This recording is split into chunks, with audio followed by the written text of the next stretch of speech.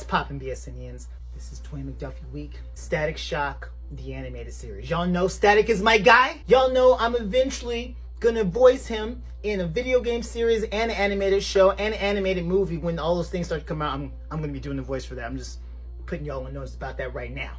I believe in the spirit of Dwayne McDuffie and his perpetual desire to move the needle forward. Here's how I would get us from Static Shock, the classic show, to Static Shock, the animated series. Now, I would treat it how Star Wars did Clone Wars and Rebels. The way we get into the Static Shock, the animated series show, is with a movie. So it would be an opening film, which I guess technically 3 episodes stitched together, but it's an opening film, and then you have the first episode of Static Shock, the animated series. It opens with the funeral of Batman. It would be very similar energy to how Wakanda Forever handled the funeral of Black Panther. It would be the funeral of Batman, not Bruce Wayne. There would have been the big funeral already, then there would be a private, personal funeral for the core members of the League and Static. And that would be a way for just the audience to mourn the loss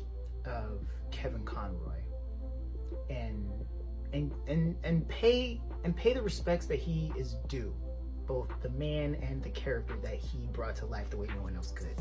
And then the big bad crashes onto the scene.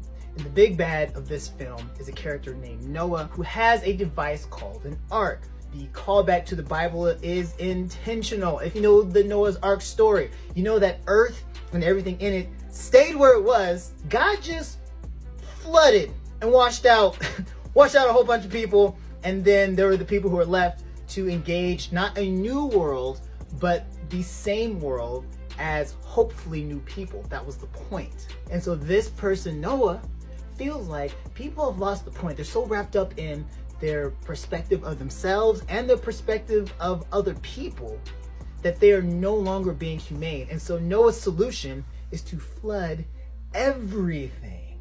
Except it's not about killing people. The Ark device that Noah has washes away your memories. You can't remember who your enemy is. You can't remember who your best friends are. You don't know if you and your dad had a good relationship or not. It gets rid of all that. It's like a deep purge of emotional recollection.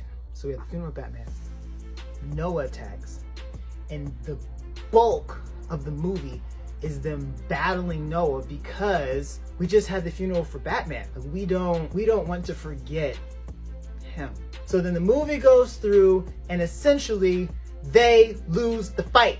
Noah wins, activates the Ark, and the wave sweeps through the galaxy. The flood begins. People's physiology is beginning to look different. Little glitches here, think like Into the Spider-Verse. Just see glitches as their physical form adjusts to the renewed sense of self. All that's left are Static and the League.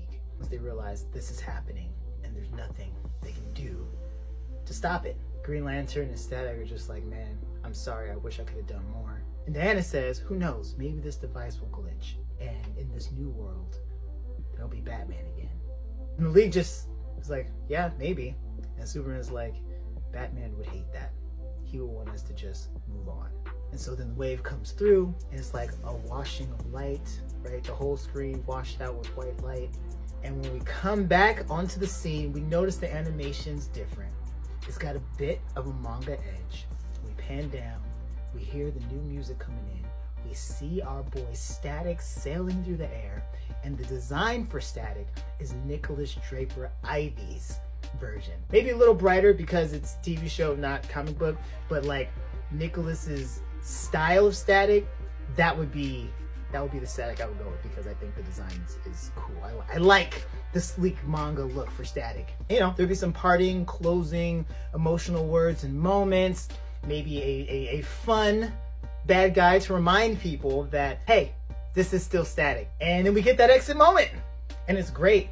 And as we're sweeping across the landscape, kind of like checking in on all the different cities who have the heroes who have all been completely redesigned, we do pass through Gotham. We can look up and see a character going through the air. There's a blue bird on the chest. And as that figure goes by, just off camera, we get a quick glimpse of a flapping cape and very familiar ears.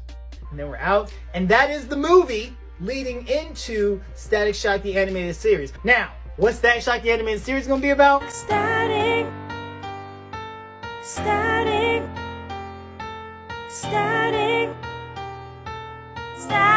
Shock. Woo! What's up? You know I'm coming down the block again. Virgil Hawkins, Mr. Shock to all your lady friends. Dwayne Dennis, Michael Derrick's quit be leading man. I'll walk a million stone miles if that's what